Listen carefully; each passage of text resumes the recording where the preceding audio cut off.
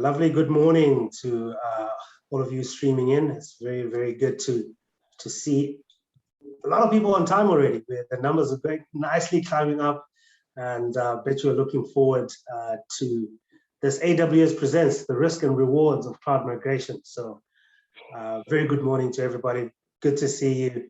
And the big question is, are you cloud ready, and how secure is the cloud? This is the topic that we are having today. Joined by three esteemed gentlemen. I'll get to that part, but first of all, I want to know how you are doing. So as you come in, say hello in the chat. So let's start figuring out how this chat function and these Zoom things work. Say hello in the chat and tell us perhaps where you are calling us from. Okay, so tell us, say hello in the chat and tell us the city or the place you are in that you are dialing in from, so we can all interact with you. But also we get to confirm that the chat function that you need to utilize at some point when you want to ask questions is fully functional. So as you come in, say hello in the chat and tell us where you are. I am currently in Pretoria. The weather is beautiful, and I'm really looking forward to this session this morning. So thank you. The people in Johannesburg. Karen Erasmus is also in Pretoria, which is great. So I'm not alone, even though we're in a virtual space.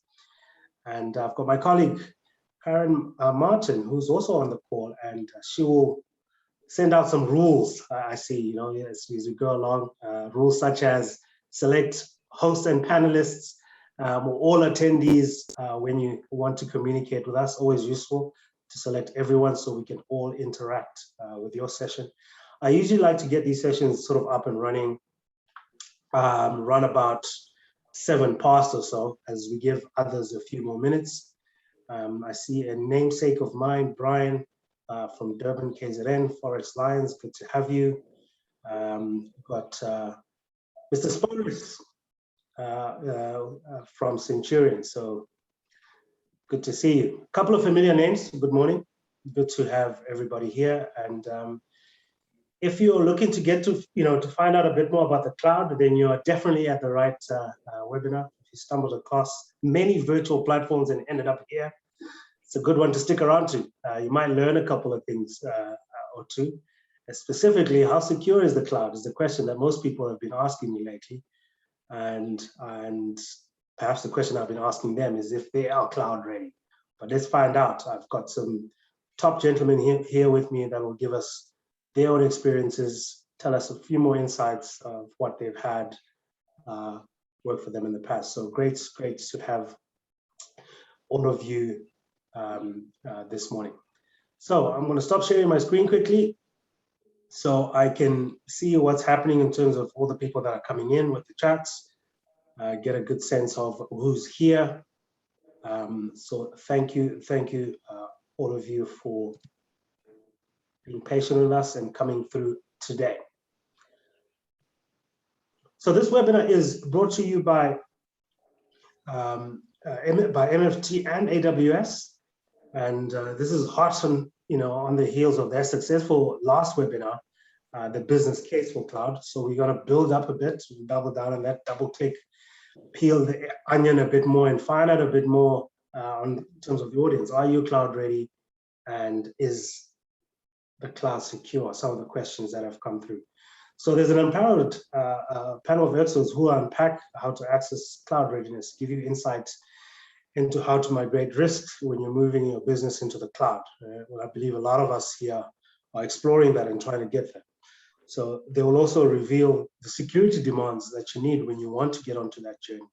We'll also explore maybe regulated industries such as financial services and healthcare, and what this means for them. So today you will hear from Avin Usparim, who's the director at MFT. He'll share his insights and how that's worked. We've also got Clive Charlton, who's the head of solution architecture at AWS. And both of them will be joined by Wesley Lynch, who's the CEO of Snaplify. So it'll be a good case study to understand what Snaplify has done and how they've migrated the cloud and what kind of benefits they have reap. So great to see many of you join the session. As always, please select everyone. Not sure what option you can see, but you could see an everyone option if you want to interact, or all attendees and panelists, so we can all see that any of your questions. And we do have a sort of a Q&A section towards the end, but I do encourage you to ask your questions at any point in time. Pop it in the chat and we can try and address it as the session goes along. So feel free to do that, not necessarily wait for the Q&A session. Believe there's a lot of stuff that we're going to try and go through. So hopefully that process works. So when you're comfortable, anyone says anything, please do throw in a question, even a statement or something that you've experienced. You're welcome to put it in the chat. That said, I wanted to welcome my esteemed guests. Like I said, don't be shy to ask them questions. They're here for you. I want to welcome, I want to start off by Avin. Avin, perhaps you can quickly unmute yourself and tell us who you are and why we're here. And then I'll go to Clive. Yeah, thanks, Brian. Hi, everyone. My name is Avin Mansukram. I'm from MFT. We're an AWS partner for the last 3 years or so, but our business itself has been around for around 11 years now, operating in the technology space. Happy to be here, happy to share the information that we have and the knowledge we have around cloud and how to migrate and how to manage yourself in cloud. Hope you guys have a good time. Thanks, Brian. Awesome. Clive, morning, how are you doing? Good, thanks. Good morning, Brian, and good morning, everyone. My name is Clive Charlton. I'm head of solution architecture for Sub-Saharan Africa for AWS, and I'm also the technical lead for aerospace in the Middle East and Africa. So our role as solution architects are to act as the trusted advisor for our customers and our partners, and kind of helping architect their solutions in the best possible manner on AWS, be that from a security point of view, a scalability point of view, reliability, and cost as well. So I looking forward to the discussion and the questions. Thanks, Brian. Awesome. Last but not least, I think Wes is getting ready. Perhaps I should have started Wes. Wes is like our guest of honor on here. So Wes is gonna unmute himself and tell us a bit about himself, and maybe have a crack and tell us what Snaplify does. Great, yeah. Sorry, thanks for having me. I definitely do feel honored. Yeah, you really giving me some big up there. Appreciate it. Yeah, so CEO of Snaplify, and we're an edtech platform delivering educational solutions and services to schools, universities, governments, also direct to students in everything from the digital textbook space all the way through to lesson plans, and then deeper integration into learning analytics, and everything involved in that running on AWS, and been doing so for a number of years. So very keen to share some of that experience. Thanks for having me. Awesome. That's good stuff. Yeah, so that's a very good basket of products there from Snaplify. A lot of stuff that they're doing, stuff that we need right now. So I encourage you to have a chat with Wes at every point where you can. Okay, cool. So I want to see, get this rodeo on the road here. And before I do that, I'll start including the audience in for you to participate. So I'm going to throw in a quick poll to see where you are. To get you all warmed up for this session, I'm going to launch a poll. It will pop up on your screen. Please participate. There's a couple of questions, easy questions to kind of get us on the road. 3 very simple questions. Do you know that AWS offers a number of cloud services free of charge for you to try? Did you know that? Simple question. Either I knew or I have no clue. So it's a yes or no. Did you know that? That's question 1. And you can quickly move on. When you're done with that, you can move on to question 2. AWS also offers on a pay-as-you-use model. What do you think you would pay for 1 gig of storage per month? No Googling. This information is out there. No Googling. Just tell us what you think you know. I know how people get in this virtual world. Okay, that's simple enough. Question 3, AWS offers on a pay-as-you-use model as well. What do you think you'd pay for a typical corporate server per month. Yeah, we want to get into the nitty-gritties and no whispering answers, Wes. So you've already been on this journey. 3 simple questions. Let's see if we can get it response rates to beyond 75%. We can try that. 3 simple questions. Do you know that AWS offers a number of cloud services for free? Second one, pay as you use model, and how much do you think you pay for 1 gig of storage per month? It's 1 gig of storage per month. Let us know what you guys think. And then the last and final question is, again, a pay as you model. What do you think will be a typical corporate server per month? How much do you think we are paying per month? Looking good on the numbers. If I have one more person, I'll hit the 80% mark. Be good to give that. So going once, I'm going to close off the session, but before I do, I wanted to get some feedback. I'm calling Avin for this. Avin, question 1: do you know that AWS offers a number of cloud services free of charge for you to try? An overwhelming 84% of us did not know this.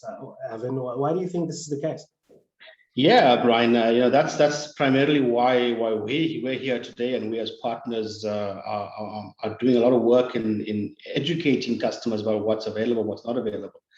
So AWS have got a lot of services. All of the typical things that you would want to use in cloud and try out and see if it works for your environment can be utilized for free in the AWS cloud for as long as 1 year. So whereas that's totally unexpected in the market, right? So you could think that you could have a server spinned up for a month for 700 and some odd hours, 730 hours a month, for a whole year for free, for you to try out to see if it works for your environment. And if you like it, go ahead and buy it and spin that up into production, and then go ahead and use that for you. I'm surprised that more than 80% of the people that are on this call, 22 of you guys, didn't know about that. But now it's something that you know. Go ahead, pick it up if you want to know more about how to do that. I'm going to talk a little bit about that in the presentation that we've got very, very briefly, but we can help you set that up. If you want, it's totally self-service as well. Your IT team will be able to crack on that and get going as easily as they can do it. So I'm happy that we're able to share that information with you. Now you know it's free. Go ahead and use it. Absolutely. Awesome. Okay, good. Clive, I'm going to try and reach out to you quickly just to debrief the next 2 questions, right? So the first one obviously is talking about the 1 gig storage per month. We kind of split here. I think it's fair to say we are, more than $1 is really thereabout, but people are actually not too sure. There's no clarity in terms of why do you feel that this is the case for this one? And I think also for the same question, perhaps there's close to 50% of us think it's about $100. Why is this the case? Thanks, Brian. Yeah. So I think one of the questions that come to mind is what kind of storage, if we're talking about 1 gig of storage. And we have many different options available. So examples like Amazon S3, which is our object storage, probably the cheapest available storage, but highly reliable. And incredibly redundant service. We talk about 11 nines of redundancy, which is 99.99, which is incredibly hard to achieve in an on-premise environment. But we also have systems like FSX for Windows, FSX for Master, shared file systems, and that kind of thing. So it can be a little difficult to guess if it's just an open-ended question. So that might be influencing the answers. And a similar kind of response to the servers as well. We have a large array of server families, which are designed to optimize the virtual machines for the type of workloads that they might be running. For example, a compute-optimized instance where we have a lot of RAM, a lot of CPU available on the machine, or memory optimized for a lot of RAM. We also have GPU available machines for examples like image processing, that kind of thing, and also a selection of Intel, AMD, ARM chips as well, and specialized machine learning chips, the Inferentia one, which is optimized for machine learning. So there's a very large array.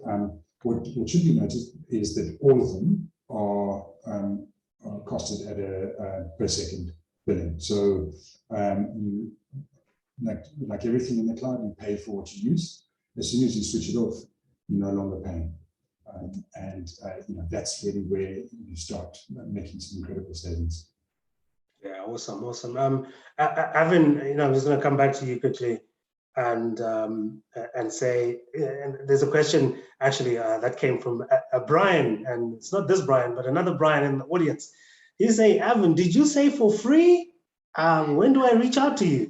He wants to know. Absolutely, yeah. So some of those services are free for a whole year, right? So in other words, so typically, if you go back to question number one there, you can split up a server, a very basic server for you to try out a workload for 730 hours a month, which is essentially 8 by 24, 24/7 for 1 month, 730 hours. But you could use that for a whole year, a particular type of server. And then like that, there are other services that are free for a period of a year. There's a schedule of what is available to try out for free and for what's not available to try out for free. Obviously, some of these things they are on a trial basis. So yeah, definitely we can help you try out some of that, Brian. I'll get one of my team to get in touch with you, Brian. You've registered with an email address, and we'll talk to you again about that as well. So Evan, while I still have you, so is there a correct answer on our poll? Given the spread, is any of the answers correct? Less than $1, more than $1? Yeah, so correct points. So look at it like this, right? So the second question, 1 gig of storage, if you're putting it into long-term storage, can cost you as little as 10 US cents per month, right? Depending on the type of storage. Clive was correct. There are lots of different types of storage. Depending on the type of storage that you need, it can cost you as little as 10 cents a month US, right? For storage. In terms of a pay-as-you-use model, a typical corporate server, with, and I'm going to get a little bit technical here, so forgive me, 4 8 cores, 16, 32 gigs of RAM can cost less than $100. So by far, on the storage side of things, I would say a third of people got it right, but it really shows that, the answer or the knowledge of what it can potentially cost is not out there, and it's beneficial for guys to attend sessions like this where they can learn about what does it cost, what are the benefits, oh, I didn't know that, and then hopefully tell their friends, hey, listen, AWS is quite cost effective, maybe consider it for a workload, we can try it out for free, and you pay for what you use, right? If you're not going to use it, you shut it off. There's no long-term contracts and all of those type of things. But we'll expand a little bit more on that, Brian, in the session that we've got going. I know we're 20 minutes in already, so let's jump right in. Let's go in. I know you had prepared something that you wanted to share with us, Evan. So take it away. I'll leave it with you. I'm gonna shut down that poll and just share my screen. Let me know when it comes up, right? Sure. Yeah, guys. Let me know if this is coming through. Yep, we got it. Good, thanks. I'm going to go on presentation mode so that you can see. So that's me, that's myself, Clive, and Wesley. A little bit of contact details. This is all going to be posted on YouTube, so no reason to take that down. In terms of what we're going to do today, I'm going to recap webinar 1. So this is a part 2 of a 2-part webinar series. We had the first one around June. We had a follow-up session scheduled for July, but it was really in a rough time for our country, so we decided to bump it out a couple of months, sorry, so we're having the session today. We'll recap webinar 1, and we'll dive into the migration tools, cloud readiness assessment, migration acceleration program. We'll talk about the 6 R's in terms of migrating your work. We'll talk a lot about cloud security. Clive will actually talk a little bit more about that as well. and then cloud operations and ongoing management in the cloud. So once you move to cloud, what then do you do? Okay, cool. I'm going to dig in. So what is the cloud? Some of you guys may not know, are joining us for the first time and weren't in part of the first webinar. So I'm going to cover that very quickly. In terms of traditional infrastructure, you guys will be familiar with things like your server room. You would be familiar with contracts that you have, service level agreements that you have with service providers. And those are normally for a fixed term at a fixed fee, whether you use or don't use, and you pay a certain amount of money every month. When you move to cloud, there's no upfront expense. You really just pay for what you use. A lot of it is self-service infrastructure. In fact, everything is self-service infrastructure. If you've got the sort of training and education on how to use the AWS environment, you can go ahead and use that yourselves. There's a number of training programs and training paths that your team, your IT team, and your business team can go on, who are involved in the IT space and technology space, application space as well. And what all that does is helps you move to market quicker. Brian Glovo may already have a use case that he wants to pursue in cloud, something that's urgent in his business. He wants to get to his customers quicker. Cloud can help him. We're gonna give you a shout then, Brian. Look out for a call from one of my team members. In terms of security, obviously, in the first section, the first webinar, we talked quite a bit about the separation of responsibilities in the cloud, what you are responsible for as a user of cloud, and what a cloud service provider is responsible for. Generally speaking, and the cloud services provider is responsible for all of those things that are infrastructure related. In other words, all the things like the data centers and the software that goes there onto that. The hypervisor, which is the type of software that enables you to use a virtualized environment on single hardware. All of the sort of infrastructure globally around the world, the connections and whatnot, all of those type of things is what AWS are responsible for. And we call that responsibility of the cloud. You as the customer are responsible for everything you put into the cloud. Right, all of your customer data, all of the applications that you load onto the cloud, that you install in cloud, all of the encryption and security, those type of things, access management, that's what you're responsible for in the cloud. Like you would be responsible for that today in your current database environment, application IT environment. We call that responsibility in the cloud. And we'll dig into a little bit more of that as we talk a little bit more. Is there a question that I can see coming up here, Brian? Yeah, I'll there's a question. I'll pull it up for you. You can go ahead, and then we can address the question. But yeah, to the audience, just throw your questions in the chat anyway. We'll take care of them. Evan, you can go ahead. Okay, cool. So in terms of the pricing models, you pay for service or you pay for compute. Clive was correct when he said you do pay per second. Most of the services are on a pay per use. In fact, all of it are on a pay per use basis, but the basis for the use varies by second, monthly, hourly, those type of things. And that's on the server type of environment. In terms of storage, you normally pay for the amount of storage you put into the cloud. So you pay per gigabyte. And that's the type of things calculated on a monthly basis and then sent back to your account on that. You also pay for data transfer. So anything that you take out of the cloud, that you serve out of cloud, that's also the third dimension of how costs in cloud are accumulated, right? Any questions around that one there, Brian? I can see there's another one coming up through there. Oh, Clive has responded. Thanks a lot, Clive. Here we're talking a little bit about the free tier, and I think Brian was interested in this. The free tier is when you sign up for an account, you can quickly learn about it and start building. A number of services are then free with the free tier. Obviously, it's not all of it. Select resources and services in cloud are free. You can go ahead and experiment with that, and Brian will give you a shout, or anybody else is interested in that will give you a shout to walk you through that process as well. What's going on here? There you go. The last thing is sort of where we ended off in the last webinar was around the migration cost profile. What does it actually cost? What does the profile of cost look like when we move to cloud? Obviously, in the first part of your experience of moving to cloud, you're going to have a migration cost. That is the cost for a partner like ourselves to consult with you, to prepare you, to fill in any gaps that you may have in your skills or resources that you might need to be able to move to cloud. And that's all what we call a migration bubble. That's the blue block that you're seeing on the screen right now. Once you migrate to cloud, you're typically going to see a reduction in your total cost of operation. Because you really don't own anything in cloud. In cloud, when we talk about TCO, we really mean total cost of operation, not ownership. So there's a difference between what you would normally spend if you did nothing and what you would spend in cloud. So that's the benefit that you get immediately after you migrate to cloud. But in the longer term, the bulk of the savings comes in with management and optimization in cloud. And that's where you can see a very marked difference between your do nothing or current environment and what your potential cloud savings could be in the AWS environment.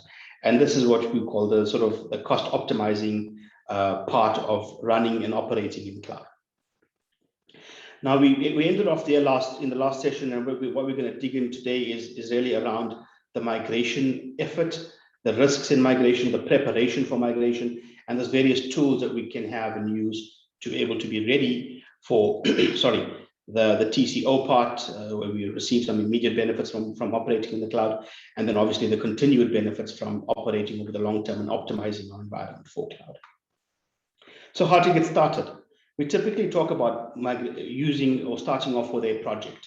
We start off with a small, what we call a workload, and a workload is a clearly defined part of your environment that we want to move to cloud.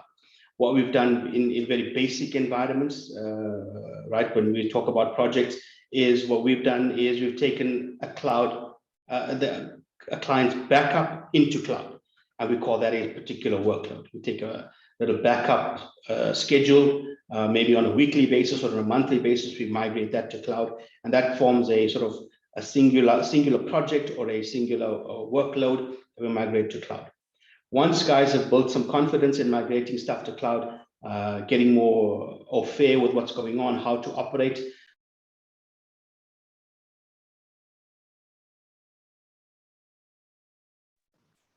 Right, by mistake. But anyway, I'm back. We recommend moving more foundation workloads to cloud. So now we're talking about, in the backup example, we're talking about backing up and restoring to cloud. So where you would previously restore and do a restoration test on premise, now we can do that for you in cloud. That becomes a foundation type of workload.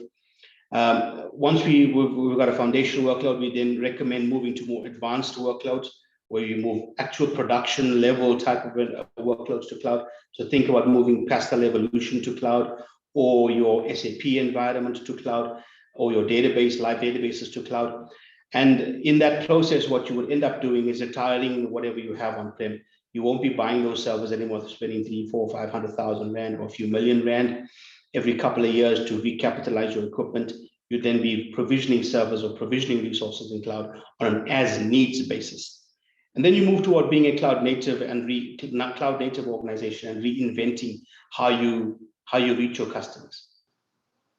We do that with a number of adoption frameworks and delivery kits that we have in cloud, and we'll talk about that in the next couple of slides around cloud adoption framework and migration acceleration. Any questions around here, Brian? I see a couple of things coming through. All good. You can proceed, but you can go ahead. Okay, good. Thanks. So one of the services that we use to prepare you for cloud is called the Cloud Adoption Framework. And it's broken up into a number of perspectives. The first, the business, people, and governance, really around the softer aspects of the business, the governance side of things, how do we train things, people, those type of things. And the next three around the more technical, platform, operations, security, more technical, how do we find those gaps, and more of the CTO, IT people are involved with that. The output of this is normally a matrix that says these are the dimensions that you have, and these are the gaps that we need to fill in order for you to become more cloud ready. And that's what we help you do as an APN partner with AWS. So the Cloud Adoption Framework is really the first step to understand how you're going to move to cloud and how you're going to fill those gaps to move into cloud. It's a really basic questionnaire, workshop focused and driven type of exercise. I know I'm going very, very quickly, so if there's a question, please put up your hands and ask. We don't have a lot of time and a lot of things to cover as well. So The next one we're talking about is migration acceleration program. Once you've gone through CAF, you understand where your gaps are and you're starting to fill some of those things. We move into migration assessment, migration acceleration, where we really go into the deeper part of it, building the business case for change with really sort of hard technical numbers behind it, financial aspects to it, understanding what you're going to move, how you're going to move as part of the mobilize phase, and really building a business case. In the mobilize phase, we may even go so far as to build a POC for you and migrate that to cloud and operate that for a short period of time in a test environment so that your teams have a good idea of how this will work. And the migrate and modernize phase, where we actually then start moving you into a live cloud environment based on the work that was done in these previous two phases of migration acceleration program. I know it's a lot of information and a lot to go through, but it really is a journey, and you really need to start small with a project and build your way up. And as you're building your way up, you're going to use CAF, a cloud adoption framework. You're going to use the migration acceleration program to migrate a lot of your stuff into cloud and become a cloud native organization.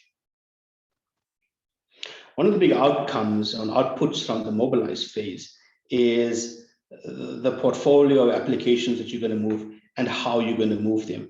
I know this is a little bit of a complicated diagram, but it's really talking about the 6 R's. Do we rehost, replatform, repurchase, refactor, retire, or retain? Now, I'll give you very brief examples about how this would work in a typical environment. Rehosting is what we call lift and shift, where you would take your current workload, your current applications, and just migrate them to cloud. And there's a little bit of optimization there in terms of getting rid of some hardware that you're not using, and there's a minor cost saving in that. Obviously, once you rehost, you're going to move into other steps that would help you out to save more money, but it's typically the first sort of foundation type of exercise that you would do. In replatforming, typically what we would do is you would migrate to cloud and then restructure your environment in terms of maybe a license agreement, maybe using managed services, like you wouldn't have your own databases. We'd use database as a service to replatform your environment, and then that would give you more savings in a cloud environment. In terms of repurchasing, you may realize that some of the applications that you have don't really suit a cloud environment, and you may want to use software as a service, and that's where you want to go and start and sort of drop some of the older applications and start using software as a service in cloud. A lot more beneficial from a cost perspective, but at the same time helping you service your customers better, service your operation better. With refactoring, those organizations that have the capability to develop business applications for themselves and have already in-house developed applications, you may want to look at refactoring and rewriting those applications for a cloud native environment. Again, if we go back to this diagram here, when we're refactoring, we're pretty high up on the curve of cloud adoption, right? We're pretty high up on the curve of cloud adoption. And that would then necessitate that we've got quite a bit of experience operating in cloud before we become cloud native. So as you can see, these type of options are really sort of escalating in terms of the experience that you guys have in cloud and the comfort that your teams have operating in cloud. You may also have a situation where some of the applications and servers that you have in your environment really don't suit you anymore, and you don't want to move them to cloud. They're redundant in your organization, and you want to retire and decommission some of those. That's also an option that we look at when we look at the portfolio of applications as part of mobilize phase. And then in many instances, we may find that some of these business applications may be better suited to staying on-prem, right? So think of your some organizations have large mainframe systems that are pretty old and not really supported in cloud, and maybe more prudent to retain that in an on-prem environment. That's one of the 6 R's as well. I'm getting quite close to the end of my presentation now, and with 30 minutes left. I want to quickly talk about the security solutions that we have in cloud. Obviously, very, very important. A lot of them are sort of bucketed as part of identity controls. We manage who has access to your environment and what level of access. You can get really particularly granular with regard to how people have access to your cloud environment. That's very important from a security perspective. Obviously, you want to visualize all your security environments, and that's where a lot of detect controls. All of the stuff that you're seeing at the bottom here is really just an individual service in cloud, in the AWS cloud, a particular resource that you want to use and then pay for if you need it. If you don't need it, you're not going to pay for it, right? Obviously, infrastructure security is important, and then a number of services like firewalls and web application firewall, all services to manage the perimeter of your cloud environment, as well as the resources that you have inside the infrastructure level resources that you have in your cloud environment.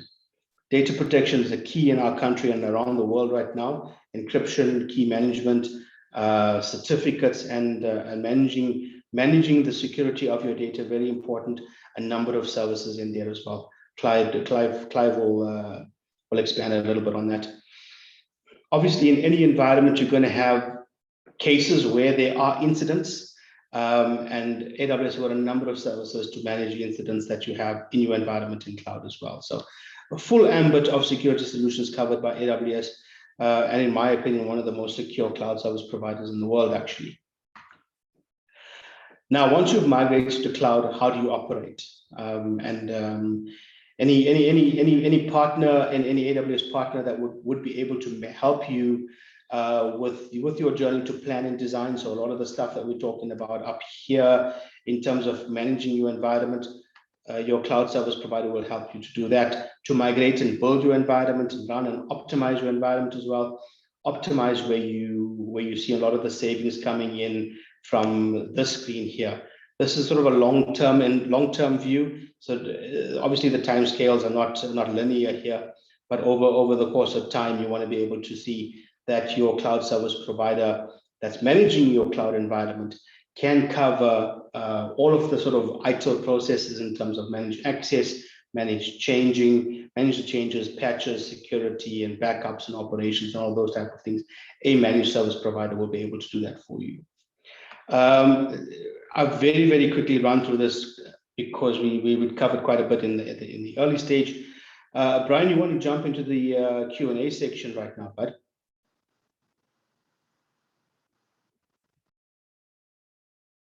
Yeah, absolutely. Thanks for that. I was fiddling and trying to find my mute button because I realized I wasn't. But good. So just, a lot of good stuff you shared there, Evan. Thank you very much. I was getting absolutely enthralled with some of that data that you had there. But I wanted to start off with just getting a sense of, you're from MFT. I want to know the relationship that you actually have with AWS and why this is important, specifically for what we're talking about today. Yeah, thanks, Brian. So that's a good question. So first I want to expand on what is an APN, AWS APN, what does that mean? What does selected tier mean? And then I'll cover a little bit about what we do as MFT, right? So the APN, the Amazon AWS Partner Network, we're a global community of partners, and we leverage AWS services to build solutions for customers. We build, market, and we sell AWS offerings, and we offer business and technical support. And you've seen that as part of CAF and migration readiness assessment as well. One thing to notice is that the majority of the Fortune 500 in the US use AWS partners for services, and we help them take full advantage of what AWS has to offer and accelerating their journey to cloud.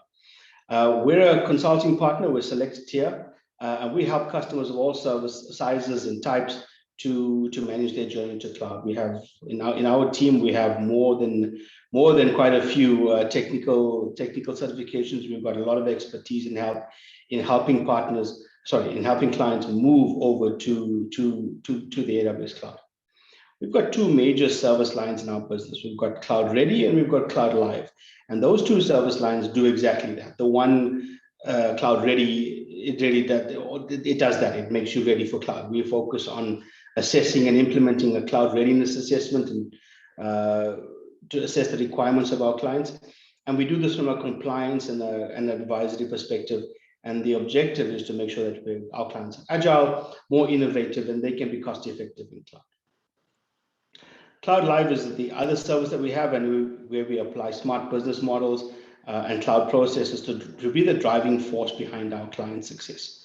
And so Cloud Live is a migration and operations management offering that we have. Brian, is that pretty clear, bud? Yeah, absolutely. Thanks for that. And with that, I want to bring on Clive quickly. And Clive, he's probably heard this question like a billion times, right? And it's the security of the cloud. But I want to do him a favor and ask it as a double question, right? So one, is cloud secure? And we have got all these industries that are highly regulated, financial services, healthcare, with all the stuff that's happening now. Should we be really playing in the cloud? Clive?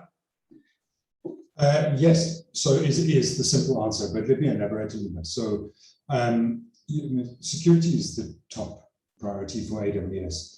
AWS has been architected to be the most flexible and secure cloud environment available today.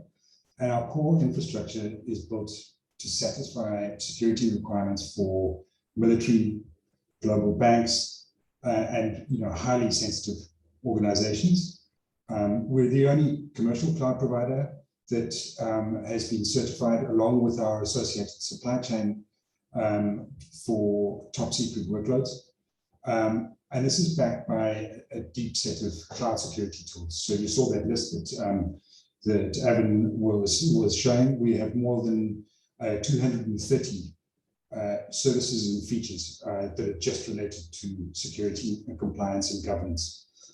Evan also mentioned the shared responsibility model, which is how we delineate the responsibility between AWS and our customers. So AWS manages the security of the physical infrastructure, a physical layer up to the virtualization, and then from there the customer is responsible for that part of the security. But we provide all the tools for encryption, security, monitoring, and those kind of features as well.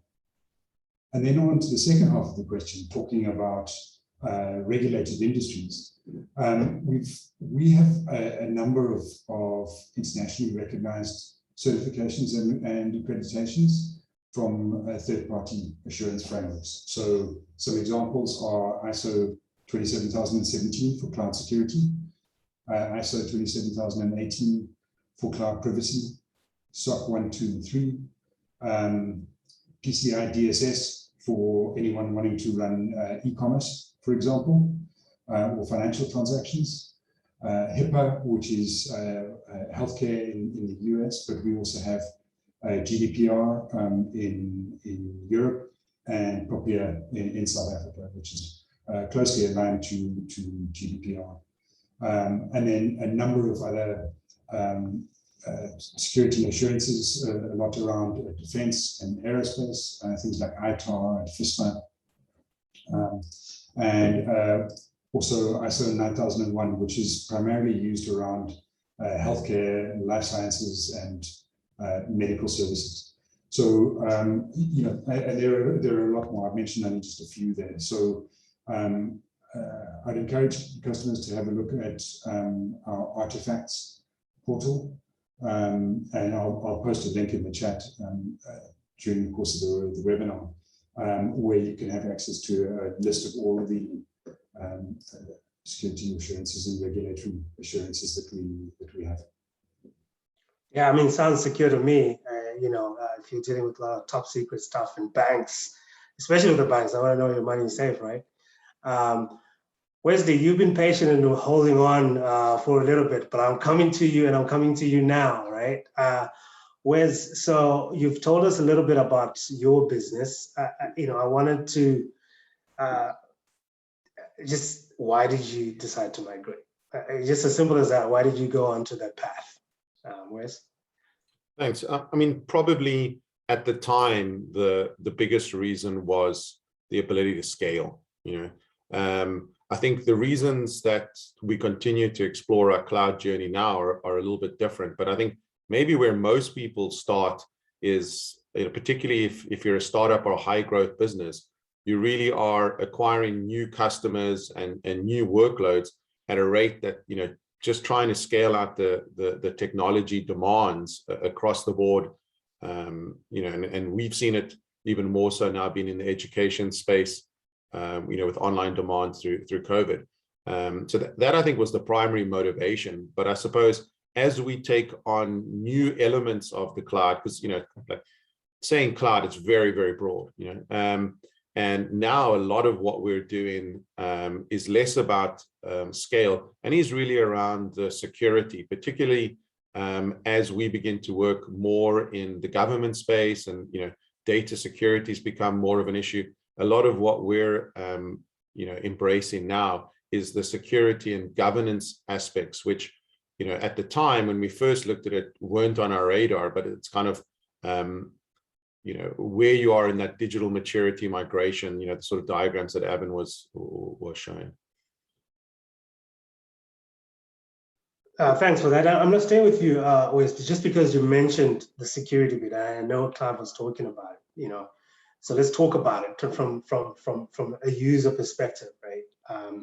Are you feeling secure, and how are you additionally kind of securing your own business environment? Yeah, I think I won't say the security environment keeps me up at night, but I think it definitely does give me some restless nights.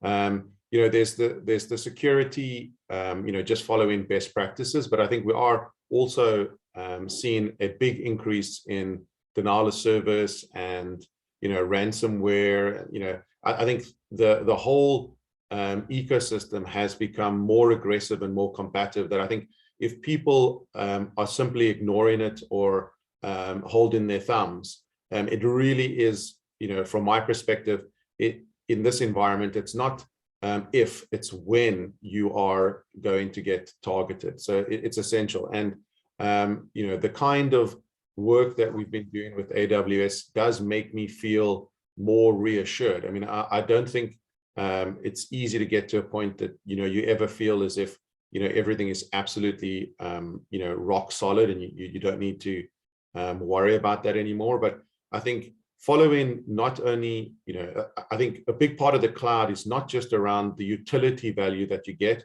but it's also the body of knowledge and the best practices, which is really important, because often, you need the tools, but you also need the strategy of, where do you go? And it is more of a journey rather than something you can just turn on. So, those things help you not only be more secure, but have a more practical approach to it, because sometimes, the task may seem really big, that there's a sense of anxiety or even paralysis, looking at these things. How do you migrate? You start, you follow the process, you really are standing on the shoulders of giants. I mean, not only the work amongst AWS, but the entire network of customers that are building on that technology that you can reach out to. So we're chatting with guys that are built on AWS within our vertical, and kind of seeing what they've gone through and what the challenges are. So definitely, for anyone who I think thinks that they can just hold their thumbs, that those days are long gone. Really need to be looking at both the technical execution and the best practices that are available from the cloud environments. It's really essential. Yeah, absolutely. And I really like a couple of things you said in there. I mean, you spoke about body of knowledge and obviously the best practice piece. And with that, I want to go back to Clive. And Clive, we're hearing a lot of cool stuff, obviously that's coming from AWS Cloud. But why would I come to AWS Cloud, over other clouds? Why you? Yeah, well, so I think customers are choosing AWS over other providers because of a number of reasons. I think the first is just our breadth and depth of services and features. We have more than any other cloud provider by a large amount, and that's continuously expanding. We have more than 200 services at the moment. ranging from compute, storage, databases, machine learning, robotics, artificial intelligence, virtual reality. Another aspect is our pace of innovation. Really moving so fast, and sometimes it's even difficult to keep up with ourselves as a solution architect, just keeping track of the pace. But just to give you an example of the innovation, in 2011, we released 160 new features during the course of that year, 218 in 2013, 516 in 2014, and just continuously ramping, just going up, almost exponentially. To 2019, we had 2,345 new features released just in that year. And just do some quick math. That's multiple deployments of new features per day that's available to customers. And then Wes spoke about the community. Having an active community of customers and partners that all contribute to the body of knowledge is so important. It really gets brings the knowledge and experience of everyone collectively to move much faster. I think the experience and maturity of AWS really stands out as well. Internally we talk about a compression algorithm for experience, and Andy Jassy, our previous CEO, who's now moved to CEO of Amazon, was well known for talking about that. You just cannot compress that experience. Running since 2006 for a lot longer than any other commercial cloud provider. That's an important differentiation on our experience. And then lastly, I think the culture of AWS makes a big difference. We really try to and strive to be customer focused rather than competitor focused. So just about everything that we do is driven from customer inquiries or requests. And in fact, we've estimated about 90% of our services have come directly from customer inquiries or customer requests, and the remaining an attempt from us to look around corners to anticipate what our customers might want in the future. And it's about building internally a culture of pioneers, where we hire developers that are wanting to solve problems in the long term for our customers. Yeah, awesome. Thanks for that. Evan, Clive mentioned some 225 new features. So come back to you. I want to double down a bit on the on some of those technical bits, right? Let's talk about what does one need to do to manage the scope, the schedule, the resource plans, issues and risk and coordination, and to communicate to all stakeholders. What do you need? Yeah. So Brian, one more thing that I think I can add to what Clive was talking about. Most mature organizations that are considering the cloud, they probably have an established and experienced project management function already in place, right? And we can leverage off that. And I think it's more of a case of mitigating the risk for a cloud-based project. In my world, as a partner with AWS, I jump straight to what is the migration readiness assessment. Maybe I'll just bring that up on screen very, very quickly. And try and share my screen at the same time. So many things at the same time, Brian. There you go. Yeah, the migration readiness assessment. So this is what we would typically look at, right? We would come in and look at your actual technical environment. We would look at a total cost of operations report, right? We'd come in and install some stuff on your environment and look at exactly what you are consuming from your current environment and where we can have potential savings, and build a very basic business case for change. And then move on to something a little more detailed, assessing skills, looking at the platform that you currently have, the portfolio of applications that are in place, the 6 R's, and then build a sort of POC environment where you migrate some of your stuff to cloud, and then test it out there and see what sort of environment, how that operates. And then once you're ready, then actually do the migration to cloud for you. And that's really a process of gaining insights into how far along your organization is with regard to their cloud journey, understanding your current cloud readiness, strengths, weaknesses, and building an action plan to close some of those gaps that we've got there. Some of the outcomes that we can expect from an MRA includes understanding about how we can look at the cloud journey, the best way to execute, to scale, to grow, and without being hindered by some of the foundational issues that may come out of a cloud readiness assessment, cloud foundation, and those type of things, right? Some of the additional outcomes that we have is alignment and consensus building between the cloud team and leveraging best practices. I think that's very important. Clive spoke about the depth of experience that we have with AWS and within the partner network that's accessible to people who are participating in that kind of journey, right? So, Brian, combining what we have in the MRA, migration readiness assessment, with your current established project management processes, and then putting that together with an iterative approach, that, from our experience, usually yields the sort of the best results. Remember that sort of hyperbolic curve I showed you. It's always important to start off small and iterate and build, and as you progress in your journey. I think that's sort of that I try to put it very basically in terms of what we would have for a project plan, Brian. I hope that gets to your point. Yeah, absolutely does. Thanks for that. I'm going to go back to Clive, and Clive, I just want to talk about that actual migration process. One, can it fail? And perhaps you can tell us, we spoke about this in the first episode, some of the challenges that people should be aware of. Can you enlighten, how does one prepare to get onto this journey? Yeah, and I think what Evan has been talking about is so important.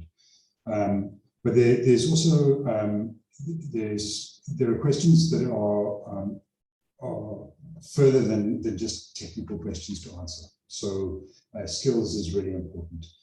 Stakeholder support is really, really important.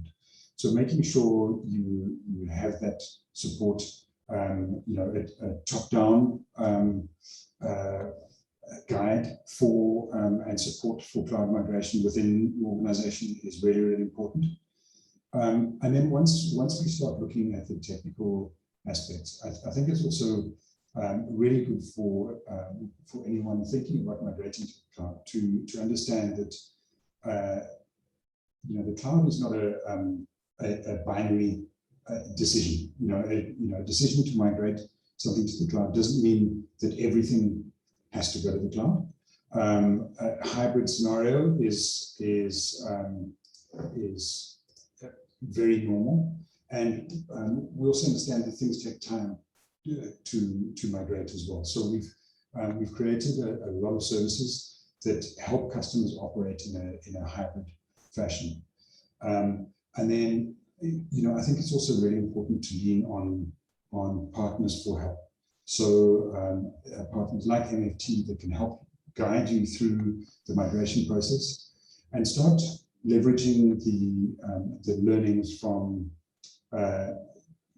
patterns like in the DevOps arena, where you look at things like blue-green deployments or canary deployments, testing whether the migration has worked by only directing a small amount of traffic to the cloud scenario, where you still have an on-premise scenario running, and seeing how that plays out. Does it meet the expectations? If yes, then you can switch over. And it's quite easy to do with services like Route 53, which is our DNS service, or our load balancing services, which can direct the traffic either way. And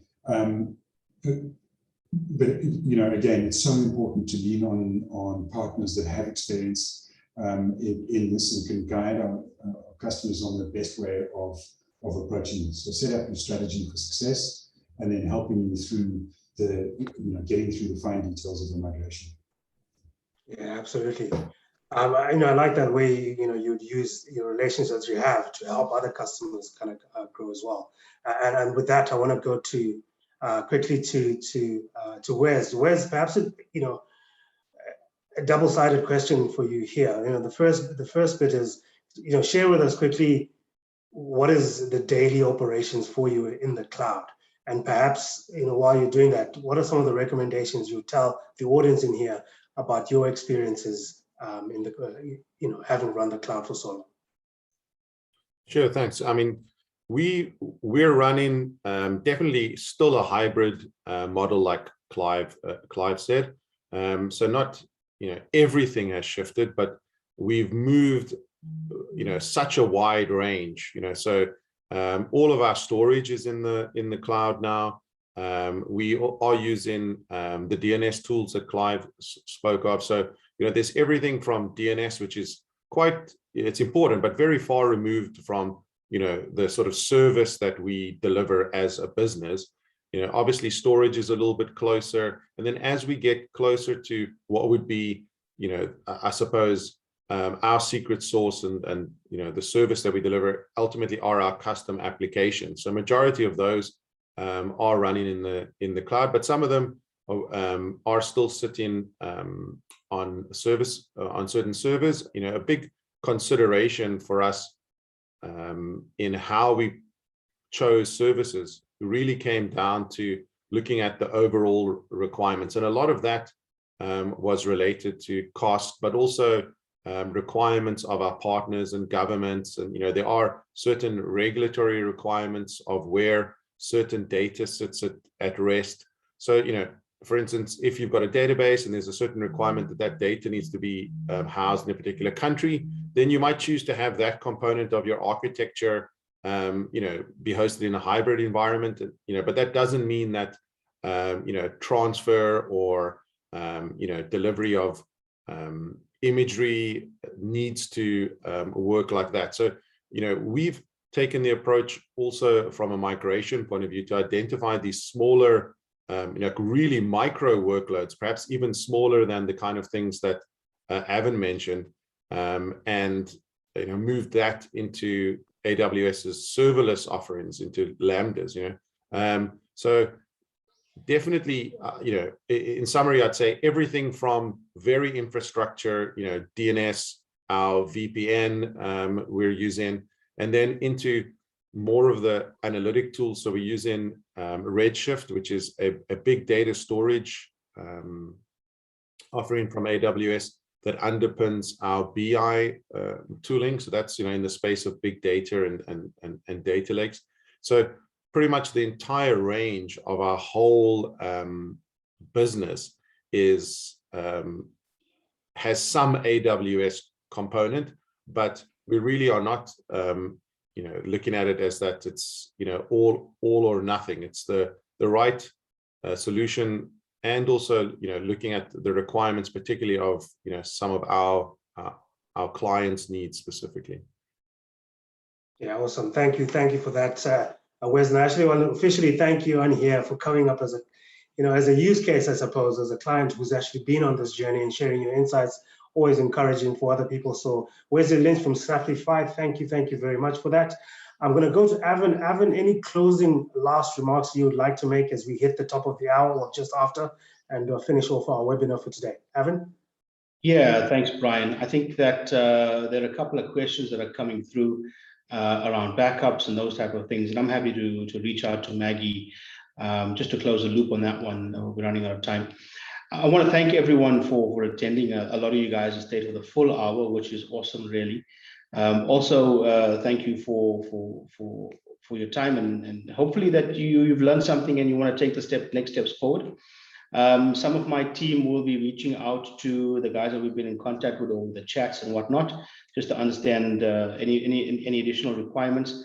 So look out for that coming through as well. Thank you, guys. I hope you learned a lot. The other thing is that there will be a link sent out to everyone for the recording. And I understand from Brian that there will also be a post on YouTube of this webinar. So look out for that as well. Like and share. Thanks a lot, guys. Take care. Thanks, Avin. Clive, any last remarks? You're the head of solution architecture, Clive Charlton at AWS. By the time you get back to the office, there might be already new features. Any last words?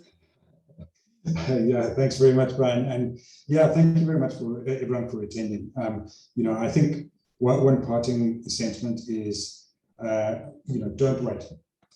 If you're thinking about migrating to the cloud, start experimenting. We've spoken about the Freetia services, the ability to move quickly. And don't get bogged down in trying to boil the ocean and work out how you're going to migrate everything before you go on the first step. A cloud migration is a journey, and the best thing you can possibly do is start small and go quickly. Absolutely. Thank you, everybody. And that's it. And that brings us to the end of this session. It was great having you, and have a wonderful afternoon. Good afternoon. Thanks, guys. Bye-bye. Bye now.